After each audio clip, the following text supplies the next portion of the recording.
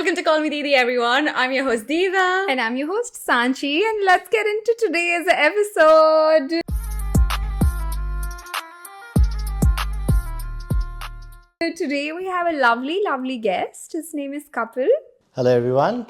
Hi, Kapil. Welcome to our show. Thank you for inviting me. How are you today? Fantastic. Amazing. That's good. I'm just going to introduce Kapil for everyone, just for all our listeners. Kapil is a distinguished South Australian mortgage broker, owner and director of Think Mortgage. His 2-decade career, including roles in major financial institutions and his current role advancing mortgage services at Think Mortgage, has helped many people buy their first home and many other homes after that. So I'm going to ask you a question again. Sure. How are you, but how are you in life?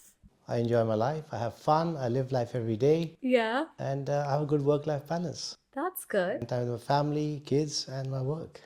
Love that. Well, that's interesting to hear because just now you were telling that you work 24/7, but then also you said that you have work-life balance. Do you want to expand a little? Sure, absolutely. So when work comes, as you know, as business owners, we have to stop and attend to our clients or attend to the team. But when it's quiet, then I go back to my family. I finish work early on time. If there's no appointments on the weekends, then I take them out. I plan holidays every 3 months with my wife and the kids. Just even a small break, whether it's 3 days, 5 days. So the bonding is very important with the family because you're working and that time you miss out with your family, that brings us together. So as a father, as a husband, you need to do all these things to spend time with your children as well. So that's why work-life balance is important. Sounds like you keep it pretty agile. It's like when work is there, you work, but as soon as you can step away from work, you choose to spend that with family. Absolutely. And when I finish work, when I'm home at 6, 7 or 8 o'clock, then it's my family time. Or it's that time I'm with my kids, my family, then it's full 100% dedication to them. Yeah. And speaking of work, why don't you tell us a little bit about Think Mortgage and also why you started Think Mortgage and maybe a bit about your journey as well, like when you started and how that came about. Absolutely. So finance and banking industry have been in, I think it's now 20 years. So I started in 2005 with the Westpac Group as a bank manager. Then I got promoted to be an RGM, which is a region general manager, state manager for Westpac and Bank SA. I was heading SA&T in Tasmania. Did that for 10 years. Then I also started another broking business called Smartline. Then joined Bendigo Group as an area manager, leading the mobile distribution team, which is the home lending team for SA&T. And then after that, I started Think Mortgage. So Think Mortgage is now 4 years old, 3 to 4 years old. Still a new business, but it's the fastest growing business in South Australia. Because of the experience we have got in the team. We've got a team of 8 as well in our business. There's 4 credit managers, there are 5, 6 CRMs, which are client relationship managers. We work with a lot of agents, builders, accountants. So this is how the business has been operating, and it's been organically growing as well. That's amazing. And what does Think Mortgage do? Like what services do you offer? Sure. So Think Mortgage is obviously a finance broking business. So we offer home loan services for first-home buyers, investors if someone wants to buy, start the property portfolio, someone who wants to buy, for example, commercial loans, commercial properties, or they want business loans. So we do that as well. We do NDIS funding, childcare funding, hotel funding up to 100 million. We do car loans, asset finance, truck loans. So anything to do with loans, Think Mortgage is your go-to person to. I love that. So in your journey, when you were working for the corporate for the longest time, when did you think, okay, now is the right time to switch into my business and I want to do my own thing? You just felt like I've done enough of corporate world. You've done the leadership roles. It was a time I thought, you know what, it's about time with experience and knowledge you've got. Let's start working for yourself. You have got good relationships with everyone. You have to believe in yourself, obviously, that you can do it, or you're ready for the next step. And that's when the next step, you know in your heart when you're ready for the next step. Before that, I didn't, because I wasn't ready, mentally, mindset-wise. And when the time is right, you just know it's time to execute. You just have to have a go at it. And what's the worst? If it doesn't fail, you go back, get a job. Yeah. But unless you don't do it, you'll never know, what happened after that. Yeah. Was it something that you always wanted to pursue? Like at the back of your mind, was it always like, okay, this is the eventual step that I need to take? Or was it just one day where you were like, you know what? I think I'm just, this is something I want to do, so I'm just going to do it. Yeah, no, I didn't wake up thinking like that, and neither was it planned. I think it was over a decade, 15 years, 10, 15 years. You think, I've done a lot for the organization. I've done extremely well for the company I worked for. I can do it if I start up my own business. The faith and the belief has to happen after you've proven yourself. So that was never the end result or end goal for me, because it was the start of my journey in banking and finance. So unless you have been through that journey, you would not been able to make that end decision. So that decision takes place during the transition. And that's called experience in your life, experience in your workflow, your family. Start thinking, I want to spend more time. Yes, everyone wants to make money. We all are here to make money. But the flexibility is important as well. And I thought, why can't I not put what I've learned into my own business now? So there's not much I could do. I think it's time to take the next step. So, do you think like your like family or people around you played a role into pushing you into doing your own thing, or when you decided to do your own thing, you got a pushback from them? Which way was it? So no one would push anyone to do anything because you never perform then. Does that make sense? Yeah. So if I push, right? Yeah, I mean, we are like sitting, it's unless you want to do it it, has to come from you're here. not going to do it. Spot on. It has to come from here. Whether you push me to do something or I push you, it will never work. You'll fail because you're getting someone to do something which you don't want to do it. My family has been very supportive of me, and without them, I would not have been here where I'm sitting today, because that support is very important for you to start up your own business, to work long hours, or to do whatever it takes. The last thing you want coming home and your wife is complaining, you haven't done this or you haven't done that, or your kids are, like that support. They have to have the same mindset and the support that dad or my husband, just go do what you want. We're here for you, and that makes you grow faster. Because you're at peace, right? When you're at peace, you perform. And that's why, I encourage everyone who start the business that make sure you have this family supporting you in this journey. Because get that okay from them. Make sure you understand why you're getting into. The why is very crucial. If people don't understand the why, then they'll never understand what you're doing. So these little things are very important. So that buy-in from your family, your children, your parents, for example, is very crucial. And they will support you then in the journey. So, what do you think is your why when you started Think Mortgage? My why was always been to be the best, to have the best business, not in South Australia but in Australia. So this is my end vision, the leading finance broking business in Australia, and that's what I'm driving my business to. So that's a 10-year strategy. It won't happen overnight. There'll be a lot of road bumps in the way, a lot of obstacles. I'm prepared for that. We've seen enough, so we're ready for that. But there has to be a pathway. There has to be a business vision. You have to have a good mentor as well. And the company, the software, the program, the team which we use is SFG, Specialist Finance Group. The owner is Will Lockett. He's very supportive of me as well to help me in growth in this journey as well. So he understands where I'm going and driving this business. So those key people in your life, whether it's business, family, mentorships, they have to support you. I can't do it by myself. And the most important thing is my team. Because I'm sitting again with them is my family and my team. Because if my team is not there, then I can't perform either. And in God's grace, my team has been with me since I've started. It's been 4 years. No one has ever left me. That is mind blowing. How? Because it's the culture. It comes down to leadership and your culture. So I've got my own office in where I sit. But it's been a year now. I never sit in my office. I sit with my team. I've sitting within that team. I've got 4 of them. I've got a small table. I sit there with them and we have a good laugh and I keep doing my work, but it's being part of the team. So I don't want them to feel the boss is sitting next door. And you're part of the team, part of the family, the culture changes. Yeah. You listen, you have a good laugh. You don't micromanage your team. You make them part of the business. And I tell them, this is what I've been working throughout my life with Westpac, Bendigo, different leadership organization. I say, take risk. Don't be scared. I'll back you guys up. But make sure they're calculated risk. Don't be making silly risk because it's going to be a financial loss for everyone. So when I encourage people to make those risks and they know that they've got my back, and that's okay to do that, then they're bold enough to do that. And that's when they perform. That's when the results takes place. and they start thinking outside the square. They're not waiting for my direction. They're not waiting for my instructions. They're creating their own They're creating their own destiny in the journey. That's what is happening. Yeah, yeah, that's amazing. And you said that you're looking to expand all over Australia. What does that look like? Are you currently only operating in Adelaide?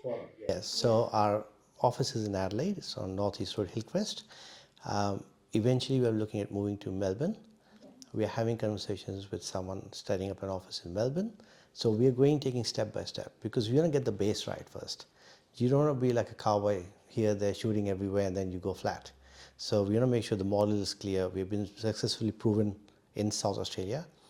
We've got a good brand name, as you guys have heard about us as well. Then you want to copy and replicate the process. So whatever mistakes we do, we want to learn from here in the home ground. Because when we go in big cities, there's no room for mistakes. You got to get it right in the first shot because you've got one chance to get it right. And if you stuff it up, there is no second chance. So that's why this is very important for us. Awesome. That's awesome. Speaking about the business itself, obviously you help lots of people buy homes, and I mean, obviously, various range of loans that you guys help with. But if you had to explain the process of buying okay, so you're speaking to somebody who's doesn't know anything about buying a home. They're about to go buy their first home.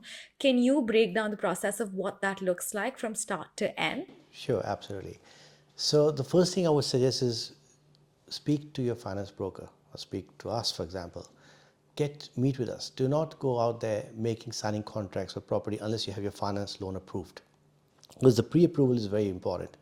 It's like you don't know how much the bank will lend you. So there's no point signing contract for $2 million, $1 million. Because you don't know the journey, you don't know the process. So it's very important, number one, to speak to your financial expert specialist. The reason why I say that is because then they can work out your borrowing capacity, how much the bank can lend, how much deposit you require, what are your monthly or weekly repayments on that loan.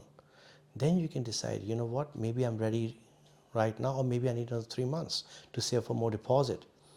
Very important thing I tell my clients, my first meeting with my clients is do not take out any credit cards, any personal loans before you're buying a property, because that drops your borrowing capacity. Any liability before you're out there about to buy a property or take out a home loan, that drops your borrowing capacity. Once you get your home loan, and then if you need a credit card or a car loan, then go do it after. So these are the important steps, and people don't know about it because they just don't know about it. So it's very important to speak to a specialist, speak to us, and then we can guide them through step by step. What documents you require, we go through that stages as well.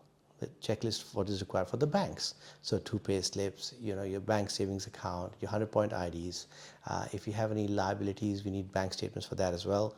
So there's a checklist which we go through that. So it's like, we hold our customers' hand step by step and take them in this journey because they're in the comfort zone. And the 3 things which people are scared of is fear, because they fear because of what next, what's going to happen. It's a big decision in their life, because buying a property is the biggest decision anyone would have in their lives. It's the biggest loan. Procrastination, the woulda, coulda, shoulda sisters. If I could have done that, I would have done that and should have done that, because you fear, you procrastinate, right? So we help them overcome these 2 big factors. Why and how? Through knowledge. So we educate our clients. So I educate my clients. How do you go about buying a first? So we hold their hand, we take them to the next step and the next step and the next step. So we are in this journey with any questions they have, any obstacles, any doubts, we help them clear it. These 3 things are very important. And this is the end-to-end journey for the clients. So we make sure that the keys to the house is when the loan is settled. We also help them understand when the next repayments are going to come out. So they're prepared for that. We make sure they understand of the fees and charges when they move into a property, like your council rates, your water rates. So don't go blow up spending all your money. Save some money for these things as well. A lot of people might need to buy furniture because they're moving into a new house. You want nice decor, nice furniture, so save 8, 10, 15,000, whatever that looks like for them. Just put that money aside for furniture as well, because you don't want all the savings going to the property. So these are the educational things we educate our clients with. Typically, how much percentage of your final property value is your first deposit that you have to? So this is what's the minimum deposit you need to purchase a property, correct? Yeah. So for first home buyer, right now government is giving incentives. You're getting the grant, $15,000. There's no stamp duty. The condition is you have to buy a brand new property or you can build. So you can buy a land and build on it, or you can buy a brand new property where no one has ever lived in that house before. So minimum deposit needs 5% deposit. There's no stamp duty. So there's maybe 1 or 2% government fees and charges. So around 6 to 7% roughly of the purchase price. So if you're buying an existing house, brand new home for let's say 700, so I would say 6 to 7% of 700 is, the $49,000-$50,000 minus $15,000 grant as well. For example, you're getting the grant. So 50 minus 15 is 35. So basically you need $35,000. That's it. Oh, that's not too bad. It's affordable, it's achievable.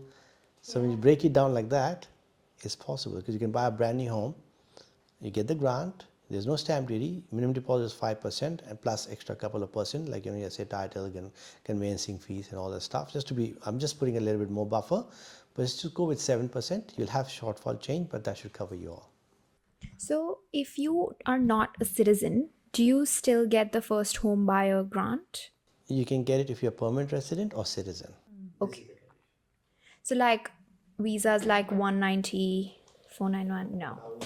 And I've had a lot of customers.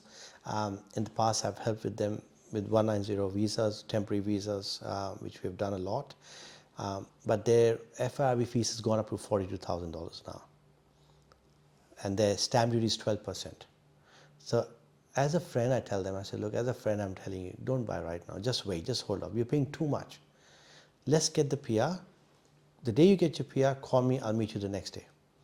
Because I can help you with your first homeowner's grant, there's no stamp duty. In the meanwhile, save. Just keep saving as much as you can. Yeah. Don't be desperate, don't rush, because there's a lot of money involved. FRB is $42,000 going straight to the government. So 40,000, it's a straight fees that you have to pay. Okay. And then you pay 12% stamp duty. And for us, PR citizen is 5%. They're paying extra 7% on top. Oh, yeah. But you can still take a loan out from a bank? Yes, you can. So I've helped customers. When the FIRB was $7,000, 4 years ago, it used to be $7,000. So I used to help a lot of customers. I did a lot. We did a lot, like insane. Then it went to up to 14,000 something because they saw that there's a lot of people on visas buying the property, so let's raise up the revenue. So it doubled. People were still buying because 14,000 is still achievable because the rent was very high. 2-3 years ago, the rent was very high. So when that stopped, they raised it up to 42,000. So from 14 to 40, we said, geez, there's a big demand. Let's make more money. Let's increase. But now it's stopped because it's not affordable. It's too much. And I've got customers coming to me as well, and I tell them, if it's 1 year left, 18 months left, just save. I don't want them to spend. Unless they say, no, we want to buy it, definitely made up our mind, then that's fine. I'll respect the decision. Yeah. And is there a higher interest fee at all from banks? So there are lenders with normal big four banks. There's 1 or 2 lenders who will lend at normal rates. What rate I would get, they would get the same as well. Question, if I've heard this a lot, like when you're in your 20s, you shouldn't buy a property. Is that right? Best time to buy it. Really? Yep. So I'm encouraging my son. He's 19 years of age. I've asked him to start saving. It's the best time. And I want him to buy his first property. A brand new one. So he can take advantage of the grant and no stamp duty. Yeah. It's the best time because you want to start that property portfolio at a young age. Okay. And you would have seen or heard with your experience and knowledge and connections as well, that a lot of people at the age of 30 who started the journey way ahead at the age of 19 or 20s, they bought the properties, they probably would have 2 or 3 properties by the time they're 30. Because the journey would have started. Yeah. And it's a perfect time because then the capital growth takes place, your income is growing, you're buying another property. So by the time you hit 40, you've got 5-6 properties already lined up. What's the percentage of capital growth in property market in Adelaide? In the Adelaide, last 5 years, you would have seen a lot. We've seen a lot of capital growth. I'm taking you back maybe 7 years prior to that. There was 3 to 5% roughly. Okay. But now it's been 8, 9, 10 to that level as well. That's interesting because since COVID. Yeah. So that's per annum. Yes. Because the stock market, I think on average returns about 7 to 8% annually as well. But given that property requires so much upfront money that you have to put in, for someone who's in their 20s and they don't have that much money saved up, but they still want to grow their wealth, what if they start investing in the stock market when they're 20, and by the time they reach 30, they have so much like compound interest and 8% on that, and then they use that money to buy a property? Good question. If you have experience in share market and you know what you're doing, then do it. If you don't, then walk away. With property, it's bricks and mortar. You can't go wrong. With share, it's like money in thin air. You have it today, you don't have it. But you have to be constantly watching it 24/7 to make sure that it's working for you. I don't have the experience in shares at all. So I don't invest in shares. And I feel a bit anxious about it because I don't have the knowledge. But property is something that's been in our blood. You know, our parents, our grandparents have all been buying properties. So we know a little bit about it. The risk is less provided you buy it in the right area. You know, there's basic things you would manage and you know it's fair. But again, share someone who's very good, they've got the knowledge, they've done the studies, they know share market well, then good for them. They can do that. Yeah. So I would not advise to do it or not do it. All I say is make sure you have the experience and knowledge behind it. That's it. Yeah.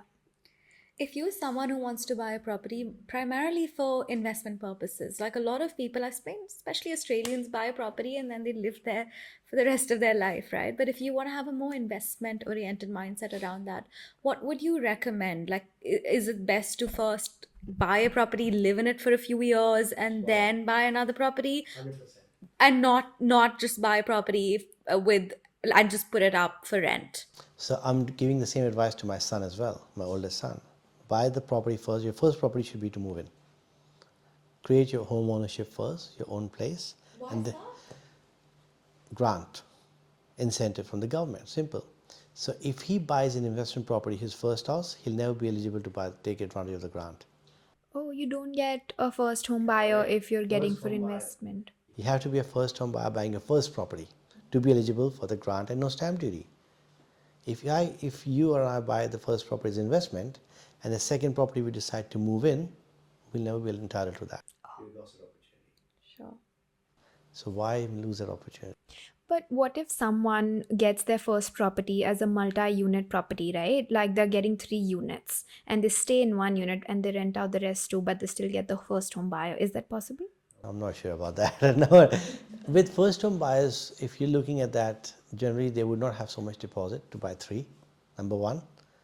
Number 2, the income would be very strong because you're buying 3 houses. Remember I said 100,000 to 450?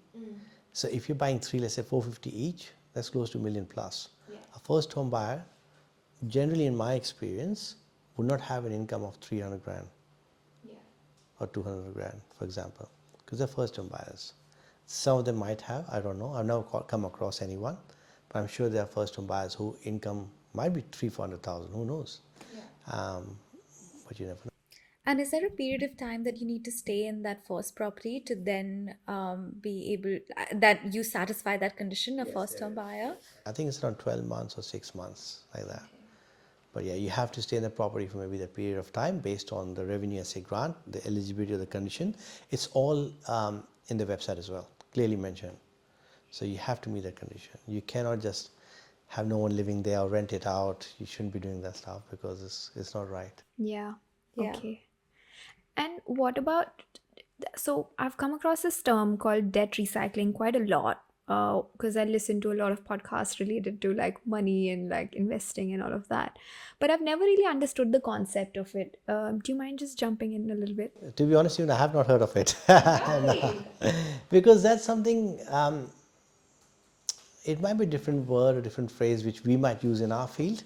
I think it's refinancing. You know, when people buy the house and they they use that to buy the next one, and then It makes sense now. So that's different, yeah. So again, in our word, it's called refinancing, an equity release to buy another property. That's how you grow. So yes, so you buy your first property. In 2-3 years' time, the property value would have grown up. You've created that equity in your property, whether it's 50,000, 80,000, 100,000. And then what we do for our clients is use that equity to buy or deposit to buy another property. Sure. Without using the cash. If there's enough equity in the property, if there's a little bit equity, then the customers can put in more cash. That becomes a deposit to the other property. And you don't have to pay taxes on that capital gain, is that? Or do you still pay? So they're not selling the property, they're keeping their property, they're using the deposit equity release, it's called equity release, using the equity, the property growth amount to buy another property. So you're keeping it. So either you can use the whole amount based on the income and the growth should be enough, or they can do mix, cash and equity. Yeah. And then with the repayments, well, they put one of the properties on rent, I'm assuming, and that pays for. So if the rent is enough to cover the repayments, then it's neutrally geared. If the rent is high and the loan is less, then it's positively geared. But if the rent is less and the repayments are high, it's negatively geared. So these are the three terminologies which I indicate my clients with to make sure that it's effectively what do they want in their scenario. And this is where the accountant comes in play as well. Because the accountant is, when you are planning to start your investment property journey, you need to have a very good accountant, a good banker to give you advice on this journey. Because the accountant will help you structure your taxes, a banker or a broker will help you putting your finances in place to help you grow your property portfolio. So you need a good team around you. Does that make sense? Yes, it's the first time actually I've been able to understand this concept, because like I've tried to wrap my head around it and I was like, I have no idea what they're saying. And I listened to it so many times, but I'm still not able to get it. But now this is the first time that I'm able to actually understand it. Good, because we break it down for clients. Because you have to understand, this is not my client's area of specialty. So I have to speak their language. So if I break it down for them, they understand clearly. If I use my hard terminology in finance and banking and broking and banks language, it's just another language they'll be listening to. So you have to understand at that level that they understand, and educating them as well. One more question I had was that if like you have taken credit cards and stuff, right? Sorry, I'll reframe that. So if you don't have any credit history, like you haven't borrowed money in the past from the bank, or you don't have credit cards or stuff, does that reduce your capacity of borrowing money from the bank because they don't have any history on you? It doesn't work like that. No. Okay. Even I don't have a credit card. Oh, okay. Yeah. So I've just got debit MasterCard, that's it. Neither my wife has it nor I have it. We don't have credit cards. So it doesn't. So then how does bank see if you pay back or not? Because of your employment, your income, against going back to income, is debt servicing, income versus loan. So you have to have income, strong income. Your deposit, they look at your history of your savings. That's where they look at your last 90 days savings pattern history. And how well have you been saving enough as well. If you're renting, and we'll also ask for your rental ledger from your property manager. Since that time you've been renting the property, that again helps showing genuine saving policy for the bank. So they see, okay, if the tenant has been paying the repayments to the landlord on time, that fixed amount, there's no miss repayments, we feel a bit more relaxed and gives us comfort. When we give the lending money to the client, they will do the same for us. That's how they compare it to. We recently interviewed someone who has become self-employed in the past 6 months, but she was saying that she wants to get back on a part-time job to be able to show the banks that she has X amount of money coming in, even though she's making enough money in her business. But the banks want to see that there's, a consistent amount of income coming through each month. Is that important for lending? Oh. So I think if I had to talk to her, I would educate and tell her, don't have to go get a job, because what will that do is her business is going to go backward. Correct? Because now you're taking time away from your business to do something else, your business will get impacted. What she needs to do is run through the whole full financial year, complete the full financial year, do your taxes. If she's earning good income, go to your account and say, look, declare my income, and the bank will lend them based on 1 year's tax returns and notice of assessment. Really? Yes. And that's bank's policy. So she does not have to go look for the jobs to show that. Work through, grow her business, take it to the next level, because she's got 6 months to work hard to increase her income, right? And that's the best shot she's got. So let's say her taxable income now is 150. She lodges on 150, she pays her taxes, we get the tax returns, we take her financials to the bank, in 1 year's returns she's ready to lend. That's quite interesting to me. Correct. How much, what income would you say is a good income to lend? Like just the base? Depends on how much property you're looking at. What Yeah, but like for a first home buyer, So what would you 100 to recommend? 450, $100,000 income, roughly around 450 the bank would lend. So work in that age ratio, roughly around that mark. So 450 loan amount, then you put the deposit on top. That can be a 600, depending how much deposit you put in. That's the buffer. So you can go to 500, 600, 700. That's how it works. I think 120, 150 would get you that 650, 700,000 mark. Yeah. And that could even be two people's income. Yes, correct. Or one, or even add her husband and a wife together. That's even more. And this is where we come in, we plug in and play as brokers. We get the income, we get the financials, we run the servicing calculators, we tell them exactly how much the bank can lend. This is why it's so important. Before they go out there applying for loans, we do that assessment for them. And we don't charge our clients at all because the bank pays us. So there is no fees such. I get clients asking me right, left and center, what's your fees and charges? How much do you owe you? I said, no, not a single dollar. Just refer me to your friends and family, and that's the best source of saying thank you to me. Because that's our bread, this is the bread and butter. So our business runs word of mouth only, organically, yes. Yeah, because I'm against charging clients and all that sort of stuff. I think your customer advocacy, your business should be customer centric and let them do the work for you. Makes sense. I have one more question around buying a home. A lot of people now build homes. They go look for plots and they're like, perfect, this is where I want to build. Is there any advantage of doing that versus buying a property which is off the plan or an old house which is already established? So it again depends on the need, individual needs. Some people would like to build because they can design the house how they want it to be designed. They want temples, they want this, they want that in the house. Buying existing property would not allow to have those sort of facilities, right? It's a brand new home. You can smell the paint. There's no issues. You got it. You know what I Smell the mean? paint. I love Like that. it's good, right?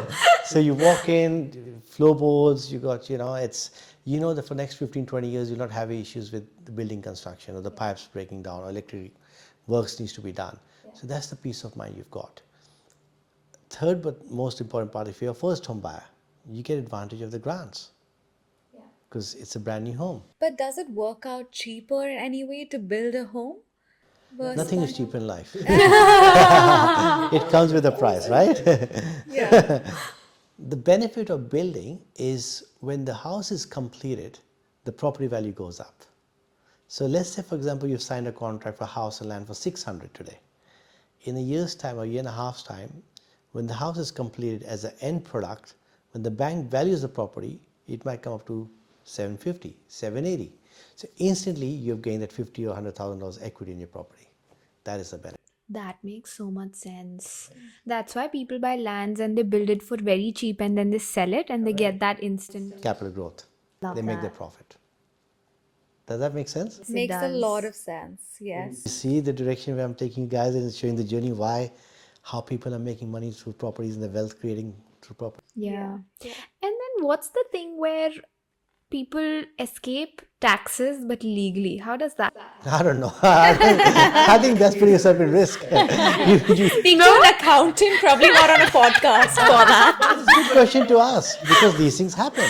See, if you want to sleep in peace, then don't do these things. If you want to be awake at night thinking, shit, I'll have someone knocking on my door, then take the risk and do these things. But look, there's ways.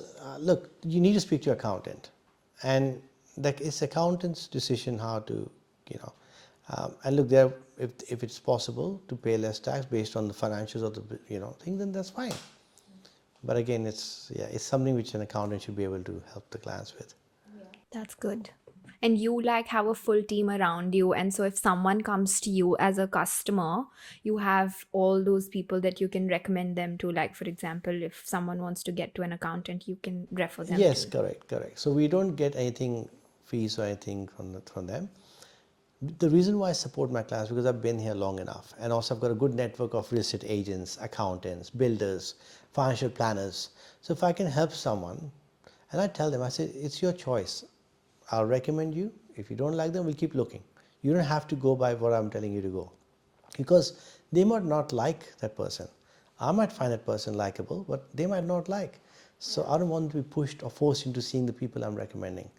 And I tell them, it's your choice. Here's the 2-3 names, meet with them. If you like them, well and good, make that decision yourself.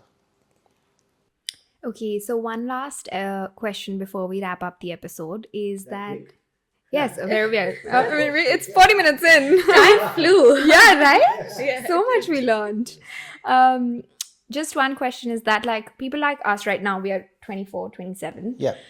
If you had to give one advice to people like us who are also immigrants, we'll probably get our final PR in the next 3-4 years because the still have that journey left. What advice would you give? 2 things. Save and save and save. And do not take out any credit cards, car loans, any personal loans. Try to avoid that before you buy your first property, if you can. Yes. If you have to, then that is fine. Nothing wrong with that. But if you can avoid taking out any liabilities before you buy your first property, then do so. Okay. But save as much as you can. Cut down your expenses. Yeah. I'm not saying don't enjoy life. Still enjoy. We are working hard. We need to enjoy and have that balance as well. But save as much as you can. Yeah. Because that will be a good, the banks will look at the history of your savings account. Yeah. I Okay. think that That would be makes it. sense. Thank you so much. Thank you so much It's my for pleasure. coming. Thank you for coming on our podcast. Just for everybody listening, where can they find you and your team if they want to reach out? Sure. So Think Mortgage, our office is on level 2, 483 Northeast Road, Hillcrest. So if you Google Think Mortgage Adelaide, you'll have our details there as well. Perfect. Perfect.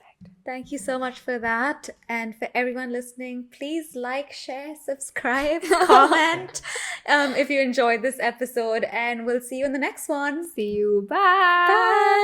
Bye.